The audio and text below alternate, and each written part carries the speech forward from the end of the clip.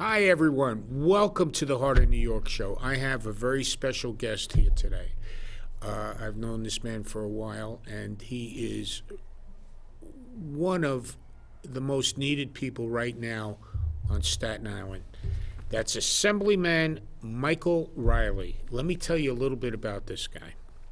He's been a professional with over 30 years' experience in community engagement and leadership across both public and private sectors.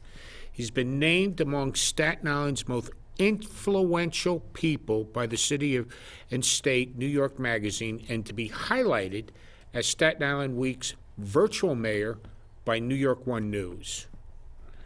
Mr. Reilly holds a Master of Science degree in Management and Leadership from Western Governors University and has participated in various leadership development programs.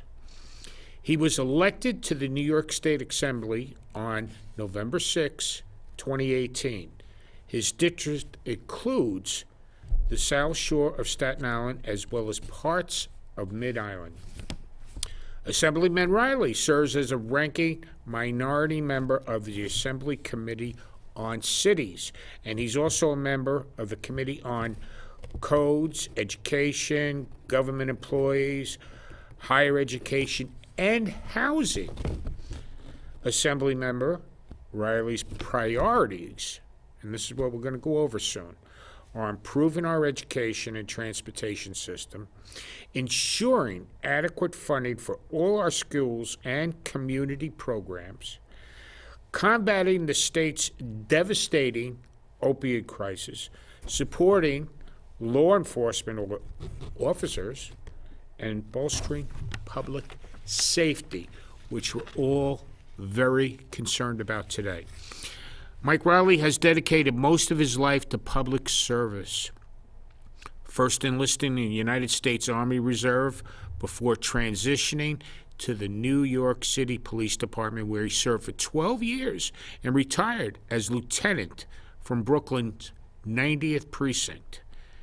In 2009, he continued his service as a volunteer member of Community Education Council 31, where he focused on improving accountability and transparency at New York City public schools and served as president. He has provided cyberbullying workshops in schools and connected more than 30,000 students, parents, and staff members. That alone is incredible. Assemblymember Reilly has also served as a volunteer member of the Staten Island YMCA's Board of Managers. And he's coached the Staten Island YMCA's Youth Baseball League. Now, on the business side, he's an executive leadership coach with Lions Pride Leadership, serves as a digital citizenship speaker and a visionary strategist. Assemblyman Reilly resides in the Eltingville section of Staten Island with his wife, Mary, and their 3 children. Welcome. Thank you. Welcome, brother. It's so good to have you here today. It's been how many years? Oh, I remember the first show, and at the beginning of the clip I saw at our introduction, a picture of myself and my kids when we were here with Angela, and it just brought back so many memories. And wow, we're going back a decade. Yeah, and imagine that. Really great time. Every once in a while, I reshare that segment, and it really, just thinking back of how I've grown, and seeing your show, seeing how you guys have grown and developed, and hitting all the boroughs. It's amazing. I'm telling you, thank you for that, and it's really an honor that you have the time to come here today. I want to catch on this short time that we have. There's so many important things that this man is involved in that he does for you out there. He serves from the heart. He's smart, intelligent. He's extremely ethical that I've seen. And being an ex-cop, I tell you, I love that. Thank you. I love that, bro. Now, improving our education and transportation systems, how is that being done? So first, let me say, Peter, that your introduction was remarkable, and it's humbling. I actually wanted to turn around and say, "Where is that guy?" But it really, thank you. Now, and my work is truly about working from my heart. Right? I want to give back to the community. I want to help my neighbors. I want to do the best I can for others, because, for me, that's what drives me, and that's there's nothing better than seeing someone else succeed and helping to achieve that for them. And it's just it's motivational, right? And it builds momentum. And what I mean by momentum is that it's that drive that makes you continue, and that's what the momentum is. And that's right. And earlier, before before the show started, we were talking, and I can assure you that this man is in 100% behind his work. He's just not doing it to just work. He's behind it. His heart is in it, and that's what's very important, because I have a saying, half measures avail us nothing. That's not the case with this man. He's 100% for helping the community and making a better place here for everyone on Staten Island. It's incredible. Now, also, another thing you've been doing, you're ensuring adequate funding for our schools and community programs. How do you go about doing that? So some of the things, and what you mentioned before, I think I owe you an answer for the education and transportation as well, is that one of the things that I'm focusing on, and I've always been focused on, is ensuring that our schools are safe. And how we do that is we develop communication in our school communities, making sure that our parents and our students and our teachers, our staff members, and our principals have an open and transparent communication. And sometimes you can't always share things that are happening as the principal, the leader of the school building, because maybe it's an active investigation with the police department. So you want to make sure that you don't release information that you can't, based on restrictions on maybe evidence that may be introduced in court.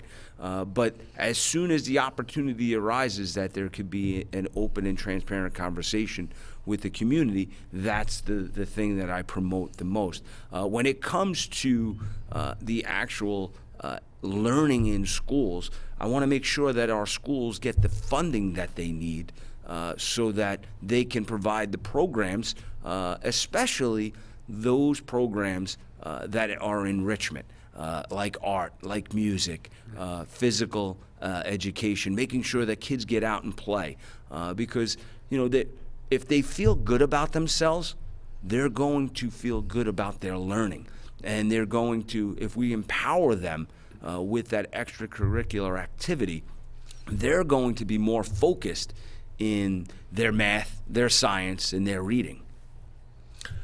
You hit the point. That's it. They're going to be more focused in developing the skills that they're good at to become better students. And he does it in a way that the student wants to. And that's a really special gift to have. Now, along with the students, there's a big problem going on out there. And you're in some type involved in combating the state's devastating opioid crisis. What's going on with them? So one of the things that we're trying to do, and it definitely is something. It's an epidemic that doesn't discriminate. There probably isn't one family that hasn't been touched by this epidemic in one way or another. So it's a community effort, and what I've been trying to do and advocate for is to have more resources here on Staten Island, where we can provide addiction services, where we can provide beds for detox. Unfortunately, Staten Island is the only borough in New York City that doesn't have a public hospital. So what we have to do a lot of times is rely on public and private partnerships, ensuring that we get those resources that we need. And, recently I've been in discussions with some people that are trying to increase the number of beds that we have on here for addiction services, for detox. And it seems very promising, and it's great to have partners, both in the public and private sector, that want to accomplish those things. You see, and that's very important to me, because I'm going to be a little transparent myself when it comes to addictions, because by the grace of God, I'm sober 35 years. And so I know how important it is to have these programs for people that need them, and they, more importantly, that have a place to go. You mentioned there's no state hospitals or anything like that here that could do it, but there are centers around, and this is really important, because if we can get this out there and save one person from taking their life, it's worth it. And to go through that tunnel of horror from these opioids or booze or whatever, it's horrible. No one should have to go through it.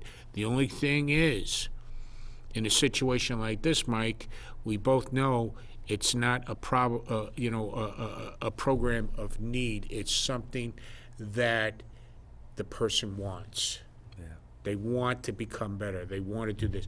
And that's why this man is special, because he does that. He presents it in a way for the children to get these things done here on Staten Island, to enable them to get better. But the thing behind it is to make them want to. And that's the key. You can't force anybody into doing anything. They got to want to do it. Yeah. Peter, you're so right. And it's I too, by the grace of God, I've been sober a little over 4 years now. So Praise the Lord. It is definitely something that's near and dear to my heart. And listen, my dad was, before he passed, he was sober over 35 years. So it's definitely something that the individual needs to strive for. That's right. And we put that out there because our desire is to pass it on, that there is hope. 4 years, 35 years, my father, 60 years. Wow. I've seen what this program can do to people and how their lives can be changed. Literally changed. To me, this is one of the most important things going on here, because it's not only opioids that people are dealing with, but the consumption of alcohol is out of control now, and it's gotten off the charts. And by the grace of God, I still go to meetings all the time, and mostly I like beginner meetings, because that helps me, and then I got to pass it on to give them that there is hope. One day at a time. Remember that. It's very important. I mean, we can have a whole show just on that. But another thing I want to get to, which I'm very, very 100%, my wife and I are 100% for, is law enforcement, for police officers. We're 1,000% behind them. 1,000%. And you hear stories about this and that. We know another person that went through a terrible thing that happened with an officer, but we're talking one person. But the majority that I have come across have, thank God they're here, police officers. I take off my hat to them. We pray for them. We need them. We need the funding of them, not the defunding of them, especially here today. That's my feelings. And so supporting law enforcement officers and bolstering public safety. What's going on there? So one thing that I've been focusing on, unfortunately, since I got into office in 2019 in New York State, there started to be a lenient policy coming out of Albany, and they were one law that you may have heard about, or policy change, was called bail reform. And in bail reform, what they did was they passed a law that would not allow, that would take away the opportunity for cash bail for certain crimes. And another law that was passed was called Raise the Age. Now, with Raise the Age, that would require that criminal charges could only be brought against people who are 18 years and older. So if you were 16 and 17 years old, you would go to family court. Now, what's the difference between family court and criminal court? Well, criminal court holds the person responsible, whether that puts them into a jail for a crime that has a sentence of less than a year, or you go to state prison if the sentence is more than a year, so the more serious crimes. Now, it's more of trying to have the person pay their debt for their crime. In family court, it's usually for juveniles, and it's a restorative practice where they literally are treated with kid gloves. And what that means is they're given multiple chances. Maybe they're just put on a visitation with a counselor or something like that.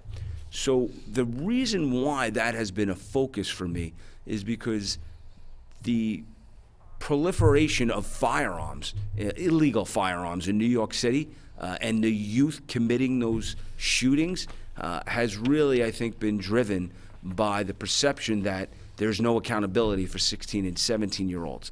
Now, 16 and 17-year-olds, this is the key with Raise the Age when it comes to firearms. For a 16 and 17-year-old to be charged with a crime and go to criminal court, and the case remain in criminal court, the 16 and 17-year-old would have had to display the firearm, use the firearm to commit a robbery, or cause an injury to someone with the firearm. Now, why is that distinction troublesome? Well, if you have an individual who's 16 years old and they're on the street, and say I'm a police officer and I'm on patrol, and all of a sudden I see the individual moving around, checking his waistband. My experience as a police officer, I think, oh, well, there's an outline of a firearm there. I think that might be a gun. Let me go talk to him. So now I go up to that 16-year-old. I have a conversation with him. I tell him that asking the questions that I want to ask him, like, where's he live? What are you doing over here? And now all of a sudden my suspicion rises a little more, and I see the outline of a firearm in his waistband. So now, for my safety and his safety, I do a frisk right to that location, and it's a firearm. I pull it out. It's a loaded firearm. That 16-year-old is arrested for having an illegal firearm. Now, that originally goes to criminal court. But because it doesn't fit those three criterias, because it wasn't displayed, wasn't used in a crime like a robbery, and there was no injury, that case would automatically go back to family court. And there'd be really no accountability. So it gets even worse because multiple times these 16 and 17-year-olds, and sporadically across the city there have been cases like this, at least 3 that I know of, a 16-year-old was arrested 3 times with a loaded firearm in scenarios just like I explained to you, the same 16-year-old, and it all went to family court. He was arrested 2 more times when he was 17 years old. A total of 6 firearms in 5 arrests, and they all went to family court. Now, another issue is family court and criminal court can't communicate. And so there was no tracking of when this individual committed a crime when they were 18. It looked like it was their first offense. Meanwhile, they had 6 firearm offenses prior. So that's one of the things I'm focused on, is ensuring that we fix that loophole, especially since we hear all the time the mayor and the governor saying that we have an illegal firearm problem in the city. Oh man, I tell you, I didn't know all those facts. That is fascinating and alarming at the same time. But you see, once again, That's what makes him special. Because how do you get a person, how do you get a child to change like this, to not want to carry the firearm? He's here to improve Staten Island, and to me, it's going to go farther beyond that. But he's improving education. He's improving, helping things about addictions and all that people who are suffering. These are the things he works on from his heart. And then it reaches the troubled kids, troubled students or kids or children, whatever, that carry a firearm, that the way to change it is they don't want to carry it anymore. They want to develop what they're good at doing, and this is what he does. This is what Mike does. He wants to develop what they're good doing, what they're called to do in this life, and be happy about it and improve. But it starts by, hey, let's bring out the good in people. That's how I see it. Yep. You know, I see, let's bring out the good in people. Let's have them want it, not that they need it. Because, I mean, it's so sad to hear that someone that's below age has got to go to court because they're carrying a weapon. It's not necessary. It's not necessary. How does it change? It changed with leadership, right here. It sets the things in motion, has the plan to get these things accomplished in a proper, good way. That's why I love this guy. He's provided also cyberbullying workshops in schools. How was that, real quick? Oh, so I do digital citizenship and cyberbullying workshops. So what I try and do is I use my life experience as a parent, as a lieutenant in the police department, and also as a former school board president to discuss all the things that happen. I give them real life scenarios, not only from my life, but from my children's lives, and give them examples that they can relate to, and hopefully help them make better choices. It's about giving them the opportunity that remember that, you know, what you share online is a representation of your character, and you're creating your digital footprints. And when you share something, someone else can see it, they can reshare it, and it can have a lasting impact, both negative and positive, on your life. You know, sometimes people will share things and it'll impact them getting a job, maybe getting into the college of their choice. And it doesn't necessarily mean that it's something they posted yesterday. It could be something very well that they posted 5, 6, 10 years ago. There was recently an incident where this young lady was in college. She had a scholarship, a sports scholarship, and she got into the school, and she had this kid who she went to school with in high school. They didn't get along very well, and he had this video of her, and she unfortunately shared this video on social media back when she was in 10th grade, and the video actually had her say the N-word, and it was in a song, but it didn't come off as really in the message of the song. It came off as portrayed as being derogatory, and so he shared this video and he put it out and the news picked it up, and that girl lost her scholarship and was asked to leave the school. Now, I would hope that she learned her lesson on that, and hopefully will never do that again, and will, you know, reflect on it and learn from that process that happened. But it's also on the school that she did that when she was 15 years old. She was now 18, 19 years old in the school. You know, there was a teachable moment there. And, you know, so that's why it's very important that I try and talk to the kids, especially when they're in middle school, preparing them for the future opportunities that they might have. Because what happens is when they share those things and it impacts them, they lose out on opportunities. That's what he does. That's what he does. And this is what's going on today with Assemblyman Mike Reilly. And tell you, and my hat goes off to you. I'm so glad that you had the time to come over here so we could pass out vital information to you that you could use and know that you got someone like this in charge here on Staten Island that's helping every one of you. We're so glad that you came here today. I love this guy. Pray for him. He's in the hot seat, and he's doing the best he can for you out there. One other thing, if you can, real brief, what's the last few words you want to say? The last few words I want to say is the most important thing is to try your best. Be the best version of yourself. And how do you do that? You strive to be better than you were yesterday.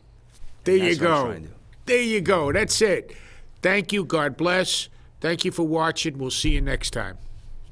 Hello, viewers. I want you to know about something that very few people know exists to help seniors and to help our community. When certain seniors get to a certain point, sometimes they're no longer able to drive. And you may have run into the situation, as we did, that you need to take dad's or mom's keys.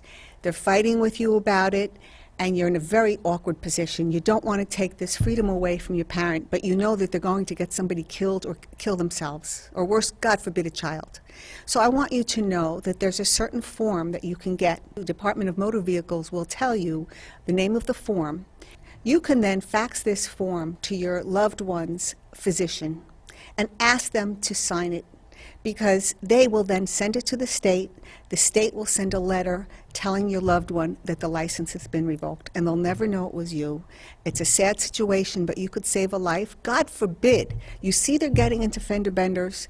Would you give a drunk driver the keys? I wouldn't. And I took a stand with my father-in-law after he had a couple of fender benders, and he kept saying his foot slipped off. I see he's going to kill somebody. I don't want this on my conscience, and I'm not going to fight with a 6'5" man to give me his keys either, or let him feel it was my fault. So get your physicians involved, and physicians, I have to tell you, you see somebody walking into your office with a walker, they can hardly stand. You need to get aggressive with the family, please, and get this form signed and over to the state, because you could save a life. It's like a drunk driver. Like I said, you wouldn't give them the key. And if you see someone can hardly walk, can hardly hear, can hardly see, it's very sad that it is, but more importantly, think of a child's life that you might be saving who's crossing the street one day when this person who can no longer drive is coming by. So I said my